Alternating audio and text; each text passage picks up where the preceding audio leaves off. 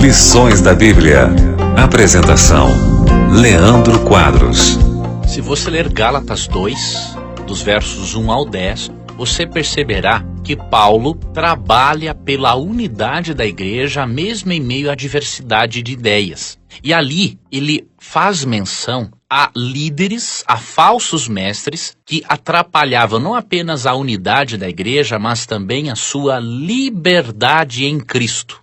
O que significa ser livre em Cristo? Cristãos sinceros pensam que ser livre em Cristo é ser livre da lei como princípio de vida. Porém, eu garanto a você que esta compreensão é perigosa e antibíblica.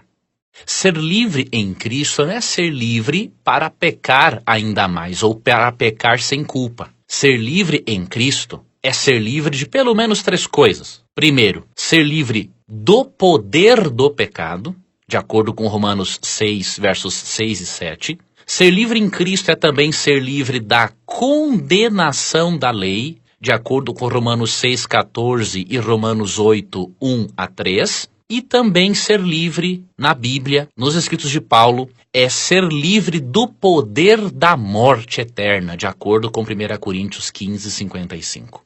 Cristo na cruz, ele aboliu sim a lei, mas não a lei como princípio.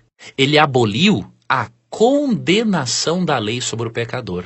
Ao Cristo morrer na cruz, ele pagou o débito que você e eu tínhamos para com a lei de Deus, que era a nossa própria vida, por termos transgredido a lei.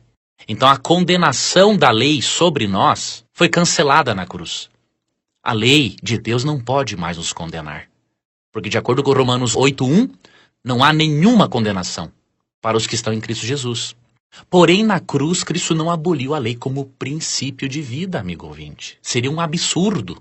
Afinal, de acordo com 2 Coríntios 5,17, aquele que está em Cristo é uma nova criatura, não é dominado pelas obras da carne, de acordo com Gálatas 5, 19 a 21. Tem a lei de Deus escrita no seu coração, de acordo com Hebreus 8, verso 10. Ou seja, o cristão salvo pela graça tem um estilo de vida ético. Então, muito cuidado, amigo ouvinte, com a alegação de que a lei como princípio de vida foi abolida da vida do crente. Isso é ridículo e perigoso.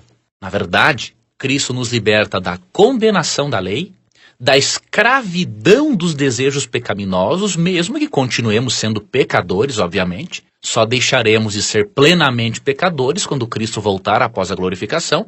E Cristo nos liberta também do poder da morte eterna. Quem aceita Jesus não será condenado à segunda morte, que é a morte sem ressurreição.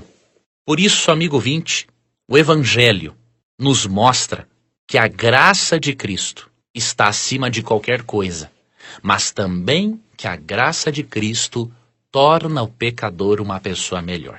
Paulo, em sua carta aos Gálatas, quando fala de liberdade em Cristo, ele fala nesses termos. E por isso é importante compreendermos a correta compreensão que Paulo tinha da lei, a compreensão equilibrada, para não cairmos no erro de colocarmos a lei de Deus contra a graça. Não tem lógica, porque Deus deu a sua lei, os escritos de Moisés, e tanto a parte moral quanto cerimonial da lei, Deus deu tudo isso para ensinar sobre a salvação e o estilo de vida ético dos salvos. Então Deus não deu a lei para ser antagônica ao Evangelho. O fato de os fariseus interpretarem a lei de forma errada e também filhos de Deus no período do Antigo Testamento não significa que a lei deva ser abolida da experiência de vida do cristão. Precisamos ter uma compreensão correta, bíblica, equilibrada, e Paulo é a chave para esta compreensão, se deixarmos que ele nos explique esse tema à luz da própria teologia que ele desenvolveu sobre a inspiração do Espírito Santo e estudo